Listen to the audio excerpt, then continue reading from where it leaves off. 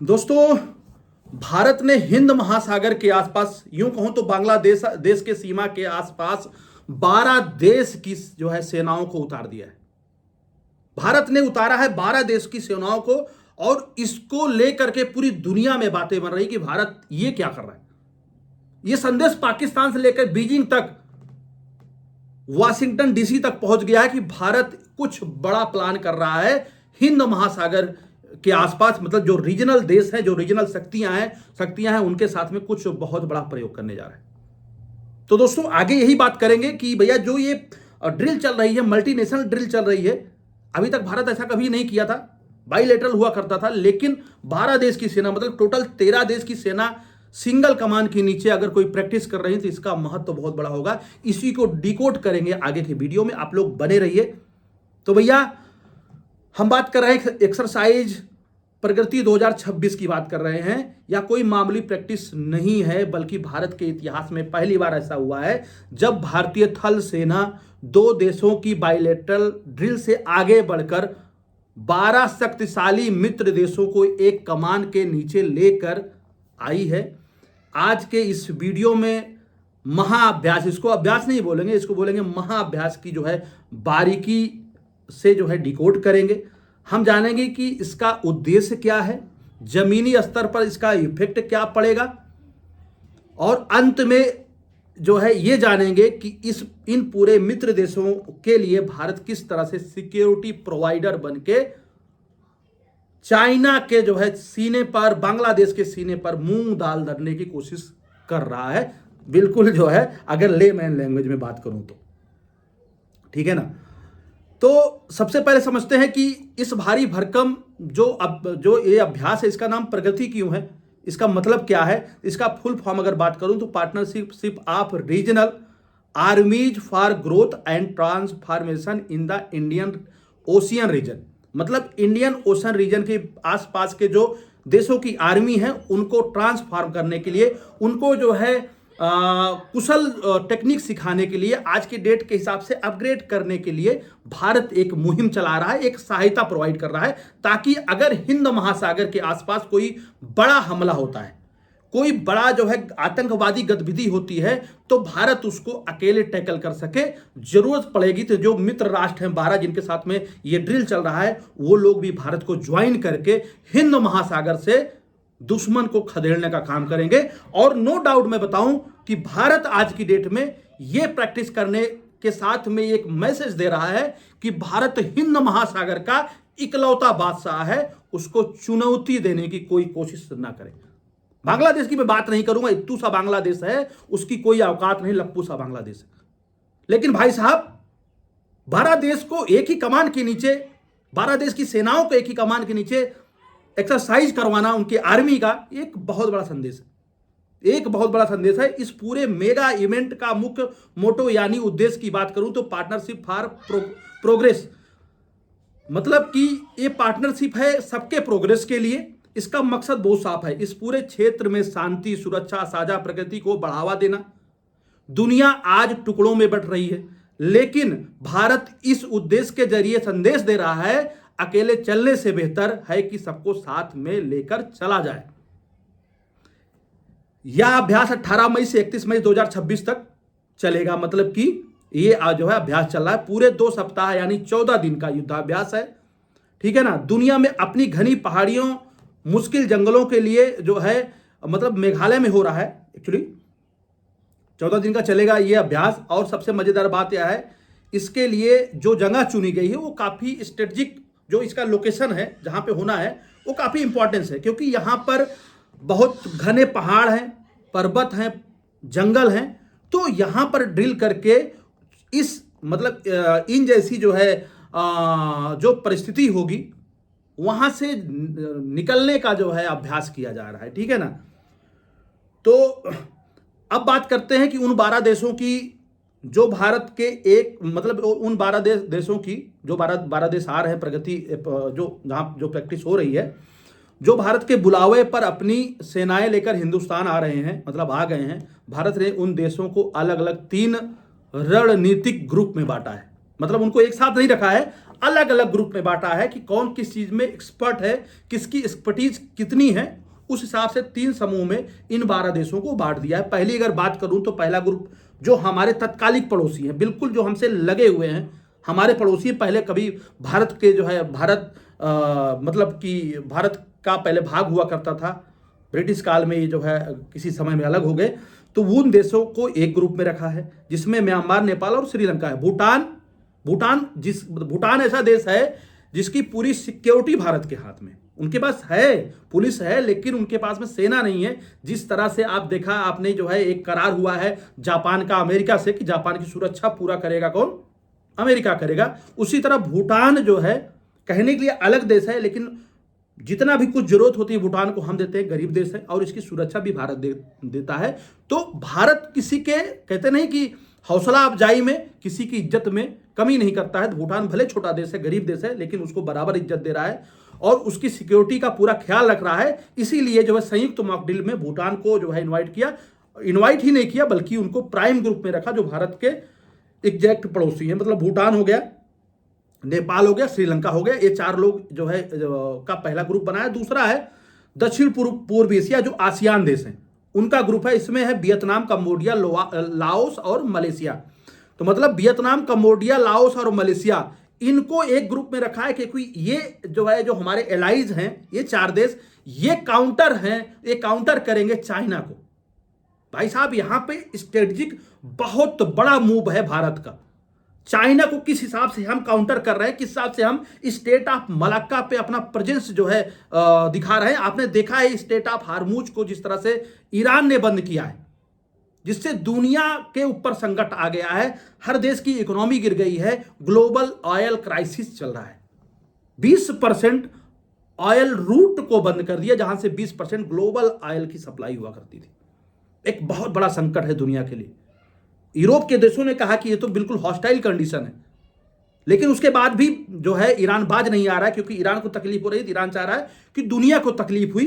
इसी बात को मद्देनजर रखते हुए हमारा जो ग्रेट अंडमान जो है प्रोजेक्ट है, स्टेट ऑफ मलाक्का को काउंटर करने के लिए हमने स्टार्ट कर दिया है। साथ में इस ड्रिल में हमने बताया कि हमारे साथ में चाइना को काउंटर करने के लिए स्टेट ऑफ मलाक्का के आसपास के जो आसियान देश के जो है हमारे पड़ोसी हैं, जो हमारे जो है स्ट्रेटेजिक अलायंस वाले देश हैं, जो मिलिट्री अभ्यास हमारे साथ कर रहे हैं, इनको दूसरे ग्रुप में रखा है, जिसमें वियतनाम है, कंबोडिया है, लाओस है, मलेशिया है और फिलीपींस है। ये 4 देश हैं जो बिल्कुल जो है स्टेट ऑफ जो है मलाक्का के आसपास है।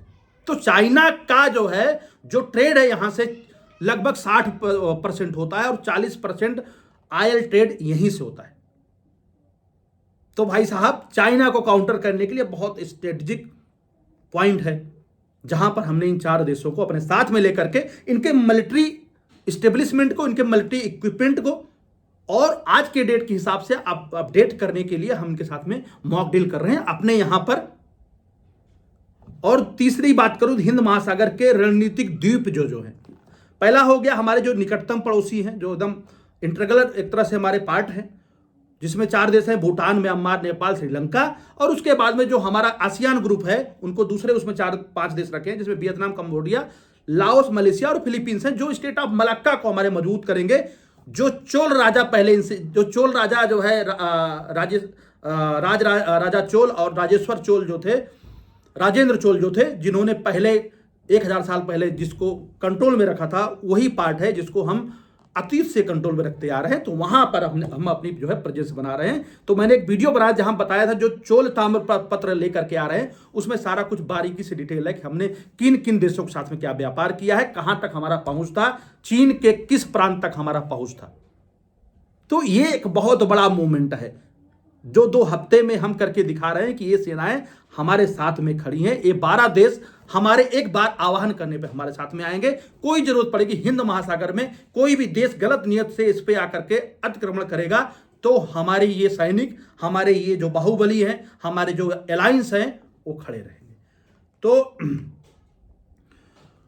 आपके मन में ये भी बात आ रही होगी भाई 13 देशों, 12 देश बाहर के हैं, एक भारत का देश है, 13 देशों के सैनिक वहां सुबह शाम सिर्फ परेड ही कर रहे होंगे। तो ऐसा नहीं, बहुत सारे अलग अलग एक्सरसाइज हैं जो इफेक्टिव तरीके से हम अंजाम दे रहे हैं, जो हमको नीड है हमारे आसपास। पहली बात करूं तो काउंटर टेररिज्म जंगल वारफेयर जो है उसके लिए अगर बात करूं तो उमरोई का इलाका अर्ध पहाड़ी और बेहद घने जंगलों से घिरा हुआ है, ठीक है ना। यहां सैनिकों को उग्रवाद और आतंकवाद से निपटने की स्पेशल ट्रेनिंग दी जा रही है। जो पहले म्यांमार में काफी जो है आतंकवादी गतिविधि हुआ करती थी, तो वहां पे ट्रेनिंग दी जा रही कैसे जो है हम जंगलों के अंदर, जो पहाड़ और जंगलों से घिरा है, वहां पर जो आतंकवादी हैं, जो घुसपैठिए हैं, जो अलग अलग देश से, भारत के जो दुश्मन देश है वहां से प्लांट किए जा रहे हैं, तो उनसे कैसे निपटना है। तो ये प्रैक्टिस कराई जा रही है जंगलों में किस हिसाब से हमें वारफेयर को आगे चलाना है, ठीक है। उसके बाद में ये हो गया काउंटर टेररिज्म और जंगल वारफेयर की प्रैक्टिस कर रहे हैं कि किस हिसाब से जंगलों में हमें टेररिज्म को खत्म करना है। दूसरा है ऑपरेटिबिलिटी, क्या बोलते हैं, इंट्रो ऑपरेबिलिटी, मतलब किस तरह से हम साथ में मिलकर के ऑपरेट करेंगे। तो जब 13 देशों की सेनाएं एक साथ काम करती हैं तो सबसे बड़ी समस्या आती है कम्युनिकेशन की। भाई लैंग्वेज तो सबका अलग अलग होगा, तो प्रैक्टिस करने से बहुत सारी चीजें क्लियर हो जाती हैं, ठीक है ना। कम्युनिकेशन और हथियारों के तालमेल की इस डील के जरिए सभी सेनाओं के कम्युनिकेशन सिस्टम, ठीक है ना, कोड वर्ड्स और जो है क्या बोलते हैं सामरिक रणनीतियों को एक समान मतलब स्टैंडर्डाइज किया जाता है कि हमारा ये स्टैंडर्ड है, जहां पे अलग अलग भले लैंग्वेज है, कम्युनिकेशन गैजेट है, कम्युनिकेशन लैंग्वेज है, तो उन सबको हम एक स्टैंडर्डाइज करेंगे, एक सूत्र में बांधेंगे, ताकि कोई भी कम्युनिकेशन करना हो इन 13 देशों के बीच में तो बहुत ही तरीके से हो सके। तब एक बहुत बड़ा मूव है, एक बहुत बड़ी रणनीति है जो हम कर रहे हैं। दूसरा हो गया, पहला counter terrorism and jungle warfare हो गया, दूसरा हो गया इंटर ऑपरेटिबिलिटी हो गया, और तीसरा हो गया HADR आपदा प्रबंधन। भाई कोई आपदा ही कैसे निपटेंगे, तो हिंद महासागर क्षेत्र में सुनामी, चक्रवात और भूकंप जैसी प्राकृतिक आपदाएं आती रहती हैं। आपने देखा कभी साइक्लोन आ रहा है, कभी तूफान आ रहा है, कभी कुछ आ रहा है। तो इसके लिए क्या किया, इस एक्सरसाइज में एक ज्वाइंट कमांड सेंटर का मॉक अभ्यास किया गया, ताकि जरूरत पड़ने पर 13 देश बिना समय गंवाए आपदा को कंट्रोल कर सकें, ज्यादा से ज्यादा जो है जान और माल को बचा सकें। तो एक पहला हो गया हम टेररिज्म के खिलाफ जंगल में कैसे लड़ेंगे। दूसरा हो गया कि जो है हम कैसे साथ में मिलकर ऑपरेट करेंगे, तो वहां पे मशीन और जो है ऑपरेटिबिलिटी को जो है स्टैंडर्डाइज किया गया। तीसरा हो गया आपदा प्रबंधन में हम एक स्टैंडर्ड पे रहेंगे, कोई भी जरूरत पड़ेगी तो हम जो है 13 देश मिलकर के उस आपदा को जो है जल्दी न्यूट्रलाइज कर देंगे। और चौथा है 72 घंटों का फाइनल वैलिडेशन राउंड। तो एक्सरसाइज के आखिरी 3 दिन में एक कठिन 72 घंटों का लाइव कॉम्बैट सिमुलेशन टेस्ट होगा, ठीक है ना, जहां सैनिकों को असली जो है युद्ध जैसे हालात दिए जाएंगे और उसमें साबित करना होगा 72 घंटे में किस हिसाब से आप काउंटर कर रहे हो, ठीक है ना। तो एक लाइव युद्ध किया जाएगा, सेम वही कंडीशन क्रिएट की जाएगी 72 घंटे की। वहां पर सिमुलेशन टेस्ट में जो है अभ्यास में जो है ये साबित करना होगा सैनिकों को किस हिसाब से काउंटर करना है, ठीक है ना। तो अब बात करते हैं इस वीडियो का सबसे महत्वपूर्ण हिस्से की बात करते हैं। ये सब चीज हो गया, हम क्या करेंगे, ठीक है ना। तो आखिर भारत के लिए ये एक्सरसाइज का सामरिक महत्व क्या है, ठीक है ना, स्ट्रेटेजिक इंपॉर्टेंस क्या है, इसके पीछे छिपी है भारत की बहुत बड़ी कूटनीति। यार सिंपल सी बात है, 12 देश के सेनाएं भारत में आई हुई सिंगल कमांड के नीचे प्रैक्टिस करेंगी, तो भाई साहब मैसेज तो बड़ा होगा। पहला मार्च की बात करूं, act east and neighbourhood first, मतलब ये हमारे जो है जो एक्ट ईस्ट है, हमारा ईस्ट के जो आसपास पड़ोसी हैं, तो वहां पर नेबरहुड फर्स्ट है, भैया पड़ोसी पहले है, ठीक है ना। भारत हमेशा से कहता आया है कि पड़ोसी और दक्षिण पूर्व एशिया देश उसकी प्राथमिकता है।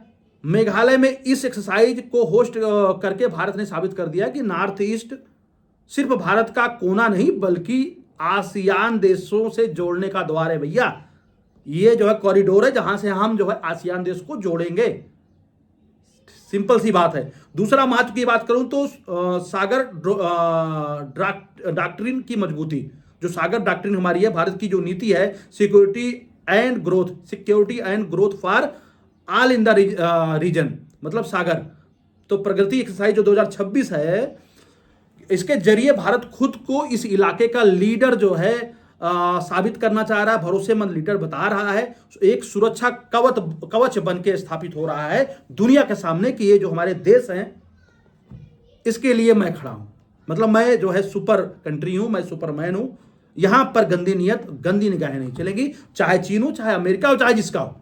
तीसरा मात की बात करूं तो भैया चीन के ड्रैगन को सीधा जवाब, चीन की विस्तारवादी नीतियों का सीधा जो है जवाब है। तो इसमें क्या है, चीन लगातार श्रीलंका, म्यांमार, मालदीव जैसे देशों को कर्ज के जाल में फंसा रहा है, डेट जो है ट्रैप में फंसा रहा है, अपने मिलिट्री बेस बनाने की कोशिश कर रहा है ताकि फंस जाएं, पैसा नहीं दे पाएंगे तो हम मिलिट्री बेस बना लेंगे। उसकी ये नीति है, सब दिन से विस्तारवादी नीतियों पे चलता है। भारत ने इस सभी देशों की सेनाओं को अपने साथ लाकर चीन को यह बता दिया है कि जमीन और समुद्र पर सिर्फ चीन की मर्जी नहीं चलेगी, यहां पर चीन की मर्जी नहीं चलेगी, यह समुद्र मेरा है पूरा, यहां से लेकर के स्टेट ऑफ मलाक्का के आगे तक, वहां पर मेरा चलेगा और यहां का दादा जयकांत सिकरे मैं हूं। ठीक है ना। चौथे महत्व की बात करूं, आत्मनिर्भर भारत का बड़ा बाजार। इस एक्सरसाइज के साथ ही 2 दिनों का एक डिफेंस इंडस्ट्री एक्सपो है भैया। सब कुछ तो हुआ, लेकिन बिजनेस की बातें कर लेते हैं। तो रक्षा प्रदर्शनी किया जाएगा, इसका आयोजन किया गया।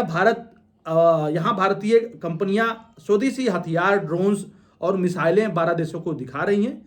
इससे भारत का रक्षा निर्यात, डिफेंस एक्सपोर्ट बढ़ेगा और बहुत सारी चीजें होंगी। सही बात है, अगर नियति सही है तो सारा कुछ जो है भाई, धंधा भी होगा, साथ में सबका वेलफेयर भी होगा। तो दोस्तों, लबोलियाब यह है कि जो है एक्सरसाइज प्रकृति 2026 एक मिलिट्री ट्रेनिंग नहीं है, ठीक है ना, सिंपल सी बात है, बल्कि एक भारत की आवाज, बुलंद आवाज है जो दुनिया को बता रही है कि भारत अब केवल अपनी रक्षा नहीं कर रहा है, बल्कि अपने पूरे खित्ते का, इस आसपास के सारे देशों की रक्षा जिम्मेदारी उठाने के लिए तैयार है। उमरोई का जो जंगलों से उठी जो आवाज है, जो उसकी गूंज है, सालों तक एशिया के जो है एशिया का जियोपॉलिटिक्स तय करेगी और दुनिया के जियोपॉलिटिक्स में जो है एक उपस्थिति दर्ज कराएगी। आपको क्या लगता है कि भारत का यह कदम चीन की बढ़ती दादागिरी को पूरी तरह से कुचल पाएगा? ये सवालिया निशान है। क्या भारत को ऐसे और भी मल्टीनेशनल अभ्यास करने होंगे? तो फ्यूचर में क्या करना चाहिए, नहीं करना चाहिए? अपनी कीमती राय आप नीचे कमेंट बॉक्स में जरूर दें और बताएं। अगर आपको ये वीडियो अच्छा लगता है तो आप कमेंट करें, सब्सक्राइब करें, और भारत का यह कदम कैसा लगा आप लोग जरूर जो है हमें बताएं। और भैया, देश को आप सभी लोग प्रेम करते होंगे, आई होप कि आप सब लोग जय हिंद लिखेंगे। इसके साथ वीडियो कंप्लीट करते हैं। आप सबका धन्यवाद, नमस्कार।